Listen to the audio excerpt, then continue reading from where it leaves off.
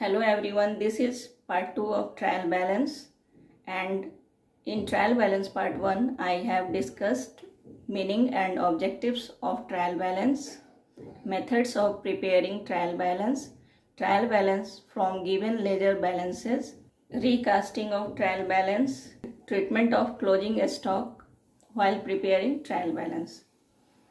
In today's video I am going to discuss over here different type of accounting errors and how we rectify those accounting errors.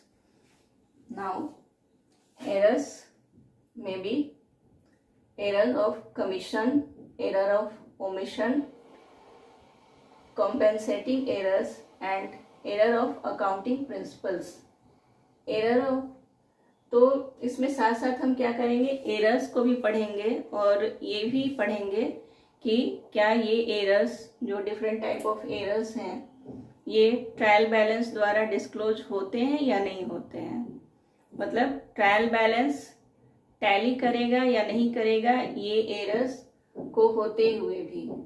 तो ये भी साथ साथ हम study करेंगे इस वीडियो में। तो error of commission, error of commission, it means there may be wrong addition or wrong subtraction। तो एक अमाउंट जैसे commission received, for example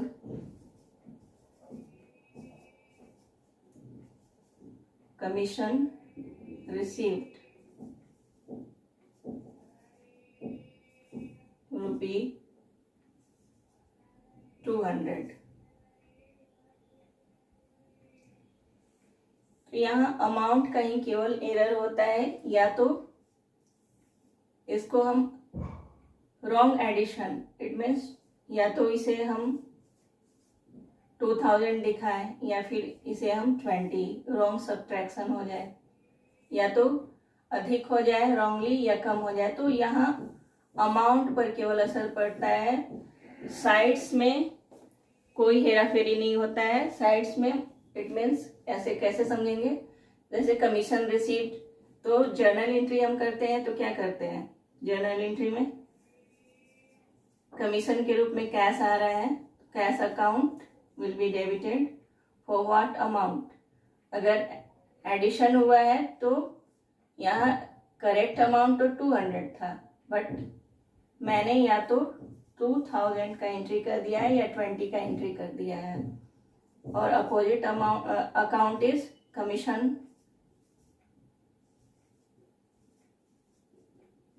commission account. तो इस जर्नल एंट्री में हम क्या देख रहे हैं, बोथ साइड्स के अकाउंट में अमाउंट तो सेम रह रहा है, इट मीन्स अकाउंट तो सही एंट्री किया गया है, लेकिन अमाउंट में या तो कमीशन या तो ओमिशन हो गया है।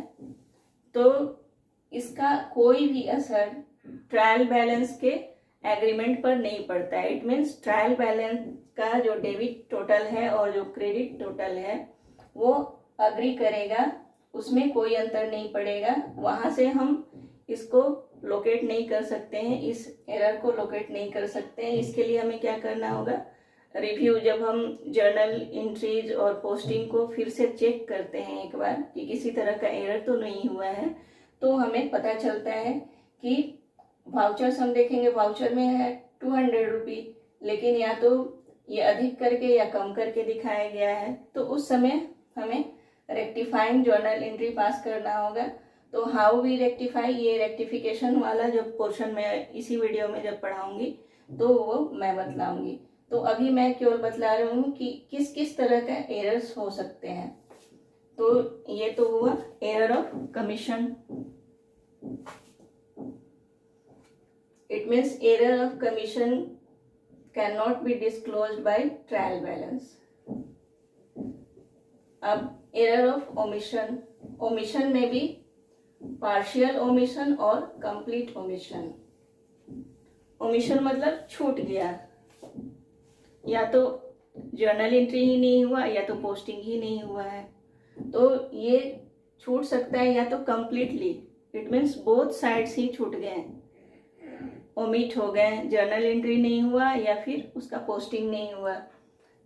और यहाँ पर पार्शियल ओमिशन में क्या होता है, कोई एक साइड का एंट्री नहीं हुआ है। जैसे पार्शियल में जैसे क्रेडिट सेल्स, तो क्रेडिट सेल्स में हम क्या करते हैं, यहाँ जैसे राम को हमने क्रेडिट सेल किया है तो Ram's account debit to sales account, या तो इस क्रेडिट सेल्स को कंप्लीटली हम अपने जर्नल एंट्री में हमने जर्नल एंट्री किया ही नहीं बाय मिस्टेक, तो ये तो कंप्लीट ओमिशन में आ गया। या फिर अगर जर्नल एंट्री पूरी तरह से नहीं किया, कंप्लीट ओमिशन, या फिर जर्नल एंट्री मैंने कर लिया है। अब सेकंड केस में क्या होता है, जर्नल एंट्री कर लिया है लेकिन इसका जब मैं लेजर पोस्टिंग करने जा रही हूँ तो राम्स अकाउंट का एक लेजर होता है, उस लेजर में या तो इस जो अमाउंट था, सेल्स अमाउंट था ये पर्टिकुलर डेट पर, इसका या तो मैंने लेजर अकाउंट बनाते समय डेबिट साइड में पोस्टिंग किया ही नहीं, या कंप्लीटली राम्स अकाउंट का लेजर मैंने खोला ही नहीं। तो एक लेजर तो खुल गया है मेरा, सेल्स अकाउंट का लेजर खुला है लेकिन राम्स अकाउंट का लेजर नहीं खुला है, या फिर राम्स अकाउंट का लेजर खुला है लेकिन इस डेट का जो ये जो फिगर है वो फिगर मैंने इस लेजर में डेबिट नहीं किया था, तो ये क्या है, पार्शियल है। तो इससे क्या होगा कि जब हम ट्रायल बैलेंस बनाएंगे तो ट्रायल बैलेंस में सेल्स का भी फिगर जाता है और ये सन्ड्री डेटर्स आते हैं तो राम अकाउंट इसका भी लेजर जाएगा। तो उस समय क्या होगा कि पार्शियल वाले में क्या होगा कि सेल्स अकाउंट में तो फिगर दिखेगा, ट्रायल बैलेंस के क्रेडिट साइड में फिगर दिखेगा, लेकिन ट्रायल बैलेंस के डेबिट साइड में जो कि राम्स अकाउंट होना चाहिए था वो वहाँ नहीं दिखेगा। तो ऑटोमेटिक है कि ट्रायल बैलेंस अग्री नहीं करेगा, तो ट्रायल बैलेंस अग्री नहीं करेगा पार्शियल। तो अभी हम क्या समझे इससे कि जब पार्शियल ओमिशन होगा तो ट्रायल बैलेंस एग्री नहीं करेगा अगर वो कंप्लीट ओमिशन, अगर कंप्लीट ओमिशन हो गया, इट मीन्स राम अकाउंट भी डेबिट नहीं हुआ था और सेल्स अकाउंट, ट्रायल बैलेंस का डेबिट साइड भी उतने ही अमाउंट से ओमिट था और क्रेडिट साइड भी उतने ही अमाउंट से ओमिट था, तो उसका क्या होगा, कोई भी असर ट्रायल बैलेंस पर नहीं पड़ेगा। अब हम पढ़ेंगे कॉम्पेंसेटिंग एरर्स। ये कैसे एरर्स होते हैं, तो इसमें क्या होता है, deficiency of one account is met by another. तो जैसे ₹500 and ₹700 is received from A and B respectively.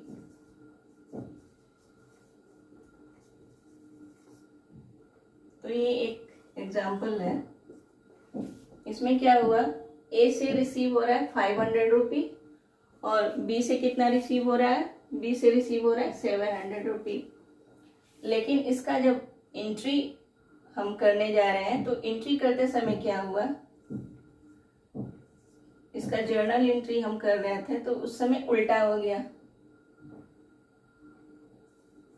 Journal entry में क्या कर दिए, हमने कर दिया ₹700 and ₹500 received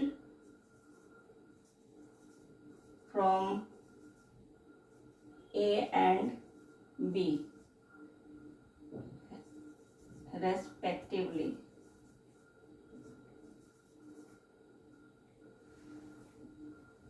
तो ए से रिसीव हो रहा था 500 रुपी और हमने लिख दिया 700 रुपी, इट मीन्स क्या कर दिया, 200 अधिक लिख दिया कि ए से 200 अधिक रिसीव हुआ है, और बी से रिसीव हो रहा था 700 रुपी, तो हमने क्या कर दिया, बी से लिख दिया है कि 500 ही रिसीव हुआ है, मतलब बी से कम रिसीव हुआ है। तो इस तरह का एक इसका 200 अधिक है और इसका क्या है 200 कम है, तो ये एक दूसरे को कंपनसेट करते हैं। और इसका भी कंसर्न रेक्टिफिकेशन एंट्री कैसे करेंगे ये मैं रेक्टिफिकेशन पोर्शन में बतलाऊंगी, इसी वीडियो के रेक्टिफिकेशन पोर्शन में। तो अभी हम समझ लेते हैं कि ये एक दूसरे को कंपनसेट करते हैं। तो इस तरह का कोई अगर हम जर्नल एंट्री पाते हैं अपने क्वेश्चन में, तो ये दीज आर कंपनसेटिंग एरर्स। तो इन एरर्स को भी हम ट्रायल बैलेंस से ट्रेस नहीं कर सकते हैं, क्योंकि इसका प्रभाव ट्रायल बैलेंस पर नहीं पड़ता है। अब what are errors of accounting principles. बहुत सारे अकाउंटिंग प्रिंसिपल्स हैं, अगर या तो लैक ऑफ नॉलेज या फिर इग्नोरेंस के चलते हम इसको इग्नोर कर देते हैं। तो अगर अकाउंटिंग प्रिंसिपल्स को अप्लाई करने में जर्नल एंट्री पास करते समय अगर किसी भी तरह का हमसे एरर हो जाता है, तो those are errors of accounting principles. जैसे कैपिटल एक्सपेंडिचर को हमने रेवेन्यू एक्सपेंडिचर के रूप में रिकॉग्नाइज करके लिख दिया है। उसी तरह से पर्सनल एक्सपेंसेस ऑफ ओनर, जो कि ड्राइंग्स होता है, अगर out of business personal expenses meet किया गया है तो that will be treated as drawings, but इसमें क्या हुआ, उसको बिजनेस एक्सपेंसेस के रूप में रिकॉर्ड कर लिख दिया गया। तो ये एरर ऑफ अकाउंटिंग प्रिंसिपल होता है। नाउ काउंटिंग प्रिंसिपल्स का भी एरर्स होगा, तो बोथ साइड तो रिकॉर्ड किए ही जा रहे हैं। जैसे for example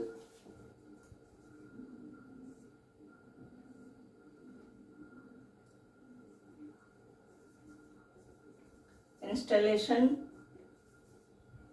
expenses of new machinery।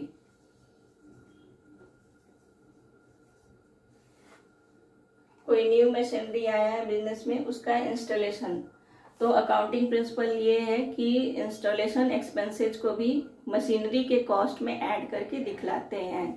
लेकिन अगर उस एक्सपेंस को जनरल एक्सपेंसेस में अगर ऐड कर दिया गया है, तो जनरल एक्सपेंसेस में ऐड किया गया है तो पर्टिकुलर एक्सपेंस अकाउंट डेबिट कर देंगे टू कैश अकाउंट, जबकि होना क्या चाहिए था, machinery account debit to cash account होना चाहिए था। लेकिन इस तरह का अगर एरर कर दिए हैं तो उसमें क्या हुआ, दो अकाउंट, एक डेबिट हुआ है एक क्रेडिट हुआ है और अमाउंट भी सेम है दोनों में, तो इसका तो कोई भी असर यहाँ ट्रायल बैलेंस के एग्रीमेंट में उसका कोई भी असर नहीं दिखेगा। तो हम अकाउंटिंग प्रिंसिपल्स का एरर्स अगर हुआ है बुक्स में तो उसको ट्रायल बैलेंस से ट्रेस नहीं कर पाएंगे। अब नेक्स्ट क्या पढ़ना है, classification of error for rectification purposes. अब रेक्टिफाई हमें करना है, तो एरर्स को बेसिकली 2 पार्ट में डिवाइड करके हम पढ़ेंगे। रेक्टिफिकेशन पर्पस से एरर्स को 2 तरह के एरर्स का कैटेगरी बना देंगे, एक होगा वन साइडेड एरर्स एंड दूसरा होगा डबल साइडेड एरर्स। तो वन साइडेड एरर मतलब कि या तो वन साइडेड एरर का पता ट्रायल बैलेंस से लग जाता है। क्यों लग जाता है, जैसे ही हम ट्रायल बैलेंस बनाएंगे तो या तो डेबिट साइड कम होकर दिखेगा या क्रेडिट साइड कम होकर दिखेगा।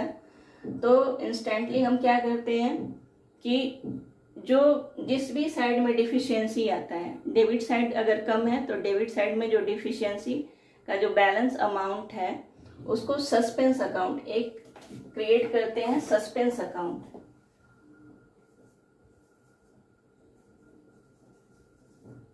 सस्पेंस अकाउंट, ये सस्पेंस अकाउंट क्या है कि अभी सस्पेंस है, अभी हम पूरी तरह से श्योर नहीं है कि अकाउंट्स में किस पोर्शन में, इट मीन्स जर्नल या फिर लेजर पोस्टिंग में, और कहाँ पर कौन सा अकाउंट, कौन सा पक्ष इन्वॉल्व था जिसमें कि गलती हुई है। तो अभी हम श्योर नहीं है, तो उसको क्या करेंगे, सस्पेंस अकाउंट में for the time being transfer कर देंगे।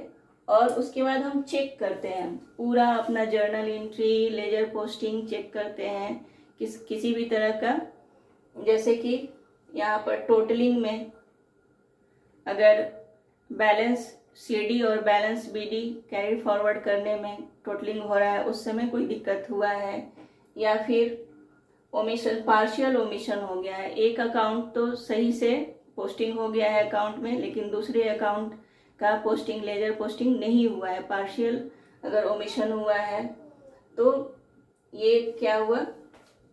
या फिर दूसरे एक अकाउंट में सही अमाउंट का पोस्टिंग हुआ है और दूसरे अकाउंट में रॉन्ग अमाउंट या कम या अधिक अमाउंट का पोस्टिंग हो गया है। तो वैसे केस में क्या होता है कि बोथ साइड्स, ट्रायल बैलेंस के बोथ साइड्स जो है अग्री नहीं करेंगे, तो जिस साइड में लैक होगा, अमाउंट कम होगा, डिफिशिएंसी होगा, तो उस साइड में हम सस्पेंस अकाउंट ट्रायल बैलेंस बनाएंगे, डेबिट साइड डालते जाएंगे, क्रेडिट साइड डालते जाएंगे। जो साइड एग्री नहीं होगा, अगर डेबिट साइड में कम है अमाउंट, तो वो डिफिशिएंसी को सस्पेंस अकाउंट में डालेंगे, अगर क्रेडिट साइड में कम है तो वो डेफिशिएंसी को हम सस्पेंस अकाउंट में डालेंगे। तो ये सस्पेंस अकाउंट कोई एक ही साइड के डिफिशिएंसी के अमाउंट को हम डालते हैं। तो ये सस्पेंस अकाउंट क्या है, suspense account is an imaginary account, इसको इमेजिन करके बनाया गया है। और एक बार टोटल सस्पेंस का फिगर मुझे मिल गया, अब मैं क्या करूँगी, जर्नल एंट्री अपना और लेजर जो बुक है वो अपना रिव्यू करना शुरू करूँगी। तो रिव्यू करने से क्या होगा, जो भी एरर्स होंगे वो लोकेट हो जाएंगे, और सस्पेंस अकाउंट का एक हम लोग लेजर, अलग से लेजर खोलते हैं, और उसमें जैसे जैसे एरर्स लोकेट होते जाते हैं, तो अगर एरर का रेक्टिफिकेशन करते समय कोई भी जो पक्ष है, या तो डेबिट साइड या क्रेडिट साइड, कोई वन अकाउंट अगर डेबिट हो रहा है रेक्टिफिकेशन करते समय, तो सस्पेंस अकाउंट ऑटोमेटिक क्रेडिट होगा। उसी तरह कोई अकाउंट अगर रेक्टिफिकेशन करते समय क्रेडिट हो रहा है, तो ऑटोमेटिक सस्पेंस अकाउंट डेबिट होगा। तो इस तरह से लेजर, सस्पेंस अकाउंट का लेजर बाद में फिल हो जाता है, और लेजर और पूरी तरह से अगर मैच हो जाएगा तो सस्पेंस अकाउंट क्लोज हो जाता है। तो ये तो हुआ वन साइडेड एरर। अब डबल साइडेड एरर्स, अगर एरर्स बोथ साइड्स में है, मतलब जो अकाउंट, कोई भी ट्रांजैक्शन में टू अकाउंट्स इन्वॉल्व होते हैं, एक को डेबिट किया जाता है और एक को क्रेडिट किया जाता है, जो कि मैं बहुत बार पहले भी वीडियोस में, और ये तो हमेशा ही पढ़ना रहेगा कि एक साइड को डेबिट करेंगे और दूसरे साइड को क्रेडिट करेंगे। तो ये सब मैं पढ़ा चुकी हूँ ऑलरेडी। तो बोथ साइड इन्वॉल्व्स रहेंगे, तो डबल साइडेड एरर्स है, तो उस केस में क्या होगा, दोनों ही साइड में गलत हो गया है, तो दोनों ही साइड में गलत हो गया है, तो इसको हम ट्रायल बैलेंस से लोकेट नहीं कर पाएंगे। इसको ट्रायल बैलेंस से लोकेट नहीं करते हैं, इसका कोई भी प्रभाव ट्रायल बैलेंस पर नहीं पड़ता है। इसको रेक्टिफाई करने के लिए क्या होता है, रेक्टिफाइंग जर्नल एंट्री पास किया जाता है। तो ये डबल साइडेड एरर्स कैसे हो सकते हैं, या तो रॉन्ग डेबिट और credit in place of another, debit करना था कुछ और, कर दिए कुछ और, जैसे कि मशीनरी अकाउंट, मशीनरी परचेज, इसमें क्या है, मशीनरी को डेबिट करना था लेकिन हमने क्या कर दिया, परचेजेज को डेबिट कर दिया, तो ये तो रॉन्ग हो गया। तो इसका मैं रेक्टिफिकेशन पोर्शन अभी पढ़ाऊंगी। उसी तरह से amount of transaction recorded less और मोर, तो लेस और मोर वाला मैं बतला भी चुकी हूँ कि या तो कमीशन को कम करके या अधिक करके दिखाया गया। फिर wrong recognition of capital and revenue, जैसे machinery installation it is capital expenditure, लेकिन अगर उसको रेवेन्यू एक्सपेंडिचर के रूप में दिखलाते हैं तो ये क्या हुआ, रिकॉग्निशन, रेवेन्यू कैपिटल एक्सपेंडिचर के रूप में था, लेकिन उसको रेवेन्यू एक्सपेंडिचर के रूप में रिकॉग्नाइज मैंने कर लिया, तो ये गलत है, अकाउंटिंग प्रिंसिपल गलत हो गया। कंप्लीट ओमिशन, या तो कंप्लीटली ओमिट हो सकता है, जैसे वाउचर, कोई वाउचर मेरे से छूट गया, जर्नल एंट्री उसका हुआ ही नहीं, तो इस तरह का ओमिशन हो सकता है। कंपेंसेटिंग एरर्स जो कि ए और बी वाला मैंने एग्जांपल दिया था, ₹500 एंड ₹700 वाला, वो कंपेंसेटिंग एरर्स हो सकते हैं। Errors affecting more than 2 accounts, तो इसमें समझते हैं हम कि errors affecting more than 2 accounts ये कैसे एरर्स हो सकते हैं। For example, goods purchased on credit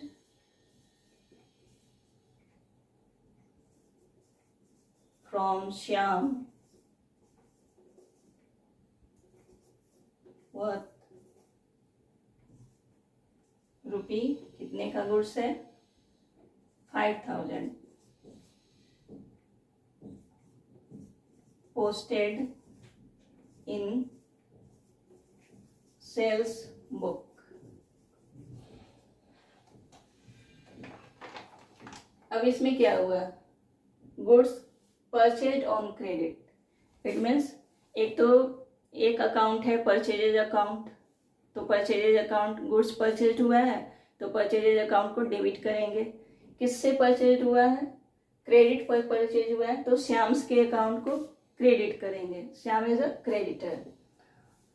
तो ये तो यूजुअल प्रैक्टिस है अगर राइट मैंने किया है, लेकिन इसमें बाद में जाके क्या गड़बड़ हो गया है, तो बाद में जाकर इसका पोस्टिंग सेल्स बुक में हो गया है। सेल्स से तो इसका कोई लेना देना था ही नहीं, ये तो परचेज हुआ था, तो इसमें सेल्स अकाउंट को भी मैंने इन्वॉल्व कर दिया।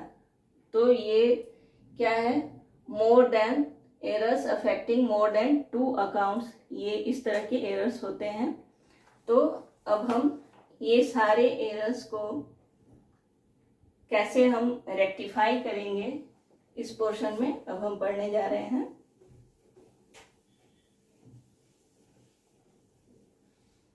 तो रेक्टिफिकेशन जो है, या तो before preparation of trial balance भी रेक्टिफिकेशन हो सकता है, कोई ज़रूरी नहीं है कि ट्रायल बैलेंस बनाएंगे उसके बाद ही हम रेक्टिफाई करेंगे, ऐसा कोई ज़रूरी नहीं है।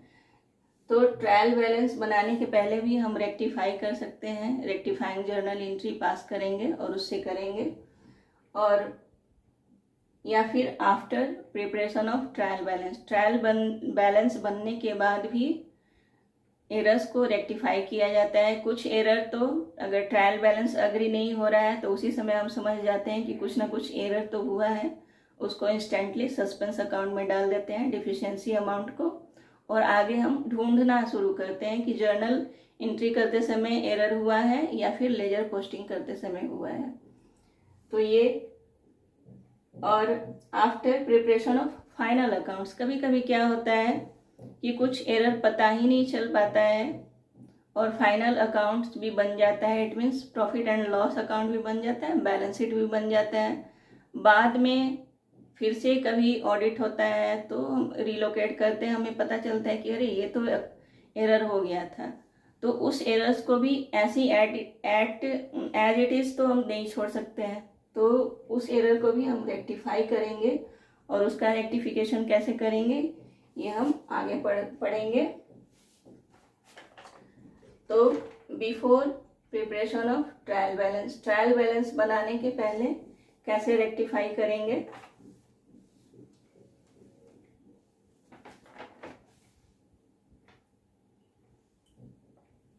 पहले हम डबल साइडेड एरर्स को पढ़ेंगे।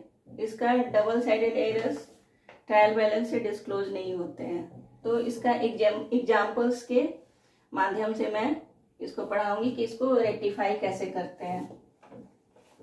तो पहला का एग्जाम्पल, रॉन्ग डेबिट और credit in place of another. For example, purchased furniture but purchases account has been debited. Furniture का परचेज हुआ है तो राइट एंट्री क्या होना चाहिए? फर्नीचर अकाउंट डेबिट होना चाहिए टू कैश अकाउंट। ये तो राइट एंट्री हो गया। रॉन्ग एंट्री हमने क्या कर दिया था? जर्नल में रॉन्ग एंट्री क्या कर दिया था? परचेजेज अकाउंट को डेबिट कर दिया था।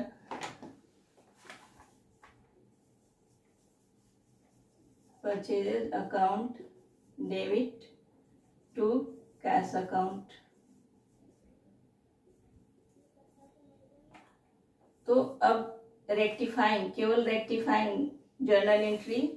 तो ये तो कॉन्सेप्ट था कि राइट क्या था और रॉन्ग क्या था, और रेक्टिफाइंग जर्नल एंट्री ये हमें बनाना होता है। क्वेश्चंस मिलेंगे इसी तरह के, रॉन्ग मिलेंगे, उसको रेक्टिफाई करके राइट हमें करना होगा। तो रेक्टिफाइंग जर्नल एंट्री हम क्या करेंगे, जिसको एक्चुअली क्या होना चाहिए था? फर्नीचर अकाउंट को डेबिट होना चाहिए था। Furniture account debit. कैश तो सही है। परचेज अकाउंट को रॉन्गली हमने डेबिट कर दिया था, तो उसको अब हम क्या करेंगे?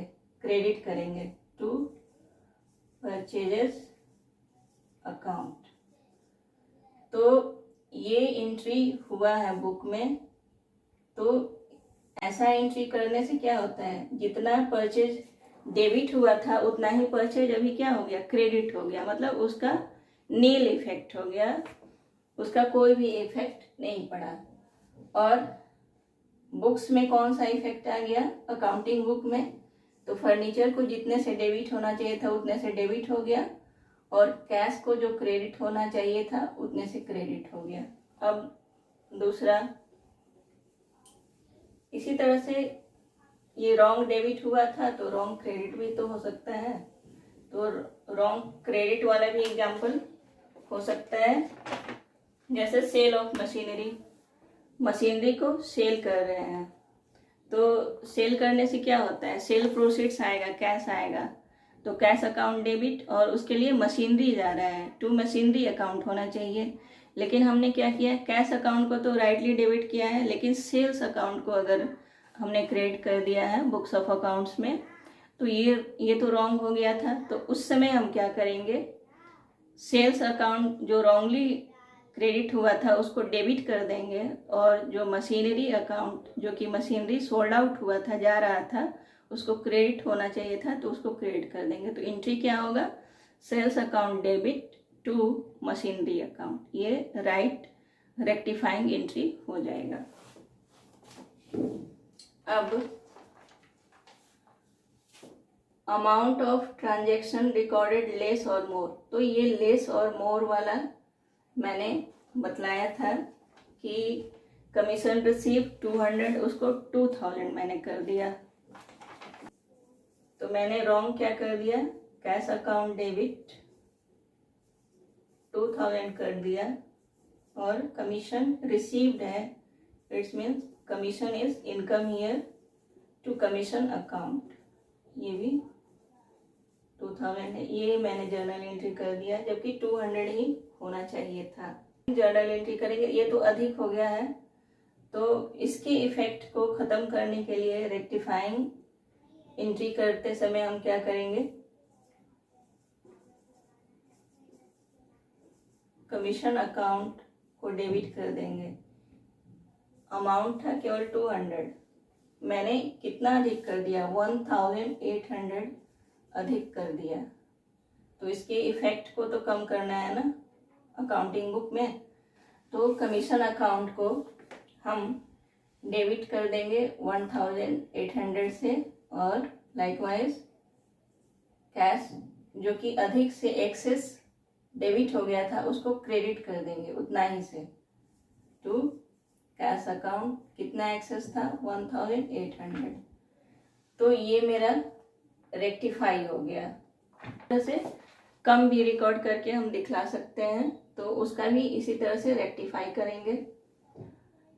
अब नेक्स्ट है wrong recognition of capital and revenue expenditure. तो ये मैं एक्सप्लेन कर चुकी हूँ। तो उसका रेक्टिफाइंग एंट्री ऐसे ही होगा, जैसे कि इंस्टॉलेशन ऑफ न्यू मशीनरी, तो उसको मैंने क्या किया था, रॉन्ग कर दिया था। उसमें कर दिया था wages account debit to cash account, ये हो गया था। ये डबल साइडेड एरर है। तो अगर ऐसा हो गया था, लेकिन होना क्या चाहिए था, machinery account debit to cash account होना चाहिए था। कैश तो सही है, यहाँ भी क्रेडिट है, यहाँ भी क्रेडिट है, तो कैश में तो कुछ नहीं करना है। लेकिन ये रॉन्गली डेबिट है, वेजेज अकाउंट जो है रॉन्गली डेबिट है। तो इसको क्या करेंगे, इसके इफेक्ट को बुक्स से खत्म करना है हमें। तो डेबिट जो है, रेक्टिफाइंग एंट्री जब करेंगे तो डेबिट ये है, तो इसको क्रेडिट कर देंगे टू वेजेज अकाउंट, अमाउंट वही रहेगा। और मशीनरी नहीं है तो मशीनरी को हम क्या करेंगे, अकाउंट्स के बुक में दिखाएंगे टू, तो यहाँ पर इसको मशीनरी अकाउंट को डेबिट करेंगे। तो ये मेरा अब शो होने लगा जर्नल एंट्री में।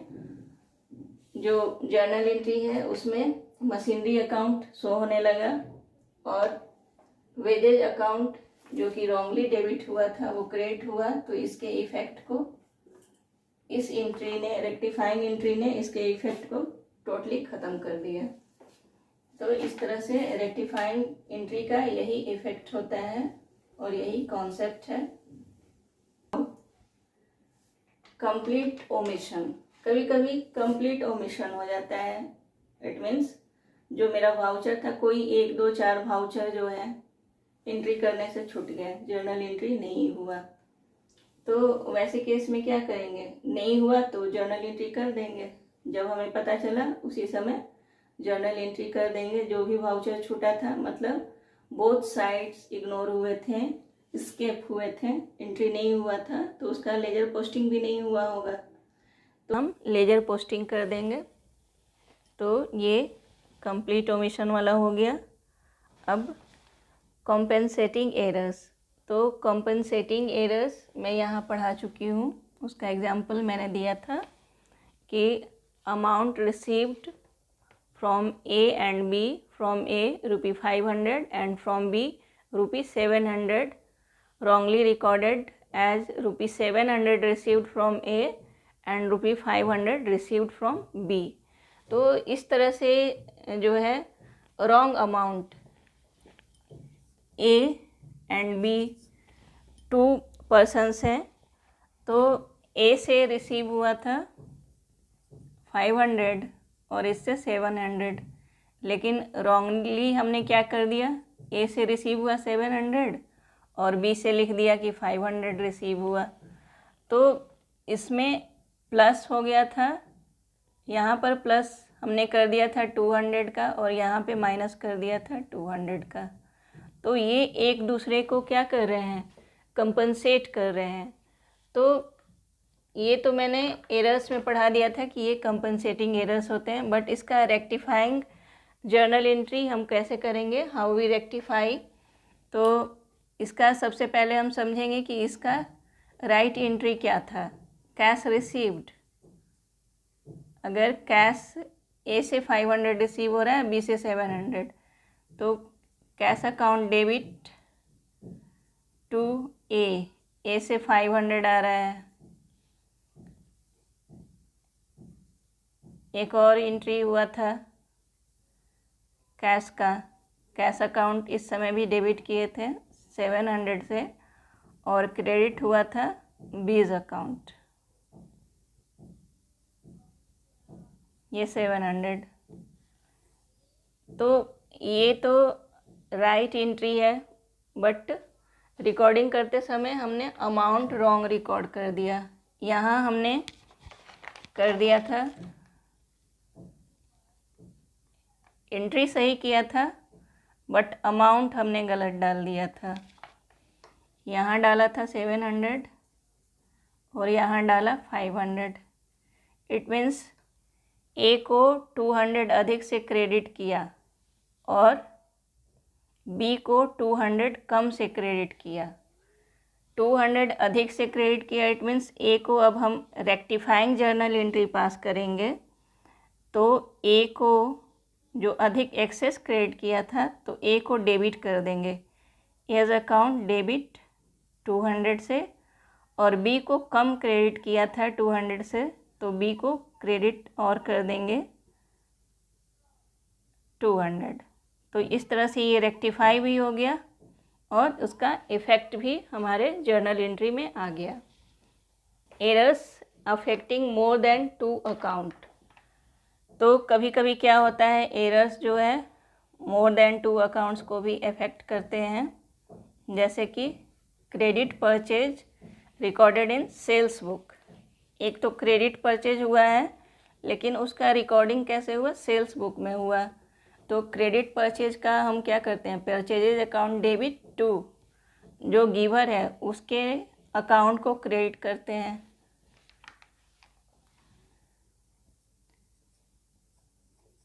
Purchases account debit to giver's account, suppose Mohan is giver, Mohan's account. तो ये है ट्रांजैक्शन, लेकिन इसको क्रेडिट परचेज को सेल्स मैंने कर दिया, तो मोहन्स अकाउंट को डेबिट कर दिया टू सेल्स अकाउंट। ये हो गया, ये होना चाहिए था और ये हो गया रॉन्ग। तो पहले तो रेक्टिफाइंग एंट्री करते समय फर्स्ट ऑफ ऑल परचेजेज को डेबिट करेंगे, परचेजेज अकाउंट डेबिट। अब मोहन क्रेडिट होना चाहिए था लेकिन मोहन को डेबिट किए हैं यहाँ पर, तो मोहन क्या होना चाहिए था, क्रेडिट होना चाहिए था टू मोहन्स अकाउंट। अब सेल्स तो होना ही नहीं चाहिए था, सेल्स का फिगर क्रेडिट में दिख रहा है तो उसके इफ़ेक्ट को ख़त्म करने के लिए उसको क्या करेंगे, सेल्स को भी डेबिट कर देंगे, सेल्स अकाउंट डेबिट। सपोज 500 का ट्रांजैक्शन था, तो ये रेक्टिफाइंग एंट्री जब हम कर रहे हैं तो इससे ये रॉन्ग एंट्री हुआ था, तो अब रॉन्ग एंट्री के इफ़ेक्ट को ख़त्म करना है और परचेजेज अकाउंट को लाना है। तो परचेज अकाउंट को तो ला दिए 500, सेल्स जो रॉन्गली क्रेडिट हुआ था उसको डेबिट करके उसके इफ़ेक्ट को टोटली हम ख़त्म कर देंगे। अब मोहन जो डेबिट हुए थे 500 से उनको होना था क्रेडिट, तो डबल हो गया ना, एक तो अमाउंट का भी गड़बड़ हो गया, 500 क्रेडिट होना चाहिए था लेकिन 500 डेबिट हो गया। तो मोहन्स अकाउंट को अब यहाँ पे क्या करेंगे, टोटल 1000 से ये क्रेडिट होगा। तो 500 तो मोहन का खुद का हो गया क्रेडिट, और जो यहाँ डेबिट हुआ था उस अमाउंट के भी इफ़ेक्ट को ख़त्म करने के लिए उसको और क्रेडिट किए, तो ये टोटल 1000 हो गया। तो ये हुआ हमारा errors affecting more than 2 accounts, और उसका रेक्टिफिकेशन इस तरह से हम करेंगे। तो ये डबल साइडेड एरर्स का रेक्टिफिकेशन हमने पढ़ा कि अगर वो before preparation of trial balance double sided errors है तो हाउ वी रेक्टिफाई। लेकिन इसी तरह से वन साइडेड एरर्स भी हो सकते हैं। तो वन साइडेड एरर्स तो उनको पता लगाया जा सकता है, we can easily recognise those type of errors from trial balance. तो अगर ट्रायल बैलेंस बनाने के पहले वैसे एरर्स का पता चल जाता है तो हम सिंपली, जैसे कि ओवर कास्टिंग हो गया, overcasting of purchases book या undercasting of sales book, इस तरह का कोई कंडीशन आ गया तो एक स्टेटमेंट लिखते हैं और उसी से जैसे परचेजेज बुक में एक एंट्री कर देंगे over casting of purchases book, मतलब परचेजेज को अधिक दिखाया गया है तो उसको कम करने के लिए क्या करेंगे, उसके क्रेडिट साइड में इट मीन्स बाई लिखेंगे, by overcasting of purchases book, उसका by overcasting of purchases book, यहाँ पर अमाउंट डाल देंगे कितने से। तो इस तरह से ये उसका रेक्टिफिकेशन हो जाएगा। उसी तरह से अंडर कास्टिंग अगर परचेजेज बुक का ही अंडर कास्टिंग, इट मीन्स कुछ परचेजेज का अमाउंट छुटा हुआ है तो उसमें और ऐड करने के लिए वो परचेजेज अकाउंट का अगर लेजर है तो उसके डेबिट साइड में जाता है। एडिशन जब भी होगा डेबिट साइड में, तो टू अंडर कास्टिंग लिखेंगे, to undercasting of purchases book, यहाँ पे रुपये डाल देंगे। तो ये वन साइडेड एरर्स का इस तरह से rectification before preparation of trial balance करते हैं। अब हम पढ़ेंगे after preparation of trial balance. अब ट्रायल बैलेंस मेरा बन चुका है, उसके बाद मुझे पता चला कि कुछ तो एरर्स हो गए थे। अगर वैसे एरर्स जो हैं डबल साइडेड एरर्स हैं, तो जैसे कि ये पहले वाले में रूल था, डबल साइडेड एरर्स के लिए रेक्टिफाइंग जर्नल एंट्री करेंगे और एरर को सुधार देंगे। लेकिन अगर सिंगल साइडेड एरर है तो एक सस्पेंस अकाउंट, अगर after preparation of trial balance मुझे पता चलता है कि सिंगल साइडेड एरर है तो एक सस्पेंस अकाउंट खोलते हैं और उस सस्पेंस अकाउंट में ही आइटम्स को डालेंगे। जैसे कमीशन रिसीव्ड, कमीशन आया, तो ये जो कमीशन है रिसीविंग नेचर का कमीशन है, तो कैश अकाउंट या कैश बुक में जो है एंट्री हो गया था, लेकिन कमीशन रिसीव्ड वाले में एंट्री नहीं हुआ था, वो सिंगल साइडेड एरर है। तो इसलिए ये कमीशन क्या होता है, कमीशन अगर रिसीव करते हैं तो कमीशन को क्रेडिट करेंगे, CO टू कमीशन अकाउंट। तो इसके अपोजिट में सस्पेंस अकाउंट को यहाँ डेबिट करेंगे, suspense account debit to commission account, ये रिसीविंग वाला कमीशन है।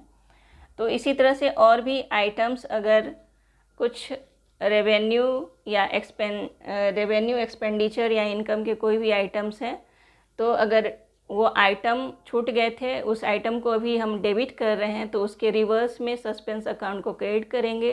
अगर आइटम को क्रेडिट कर रहे हैं तो उसके रिवर्स में सस्पेंस अकाउंट को डेबिट करेंगे।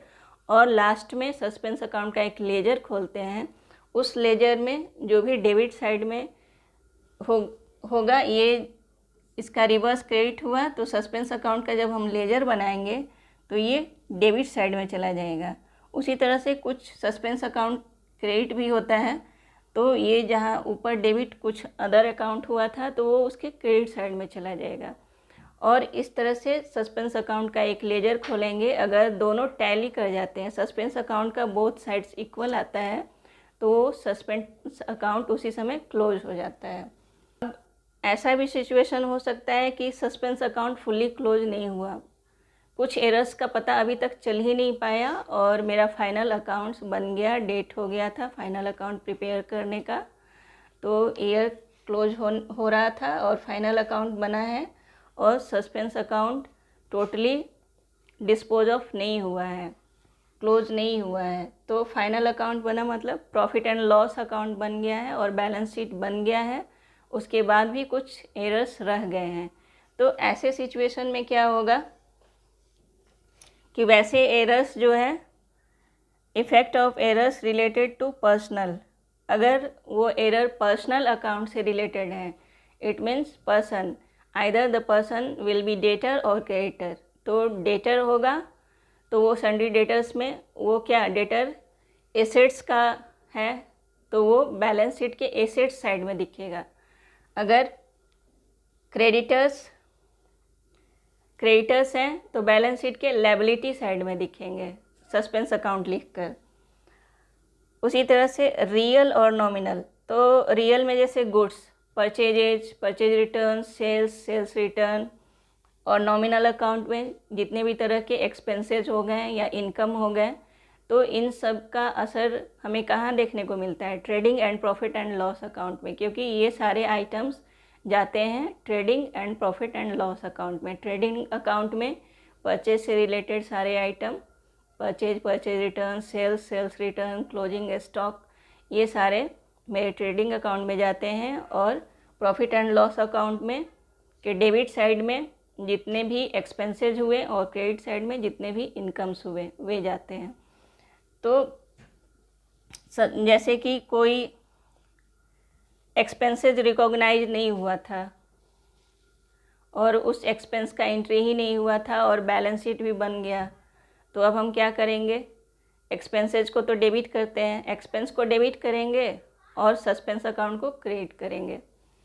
तो ये तो था कि ऊपर वाले केस में after preparation of trial balance. लेकिन after preparation of final account, अगर फाइनल अकाउंट बन गया है, प्रॉफिट एंड लॉस अकाउंट बन गया है, बैलेंस शीट बन गया है, तो वैसे कंडीशन में क्या होगा, अब profit and loss adjustment account यहाँ बनेगा और उसी एडजस्टमेंट अकाउंट में जो है कंसर्न्ड एक्सपेंसेस को, जैसे रेंट पेड ये नहीं रिकॉग्नाइज हुआ था तो रेंट अकाउंट को डेबिट करेंगे और क्रेडिट क्या करेंगे, पीएल एडजस्टमेंट अकाउंट।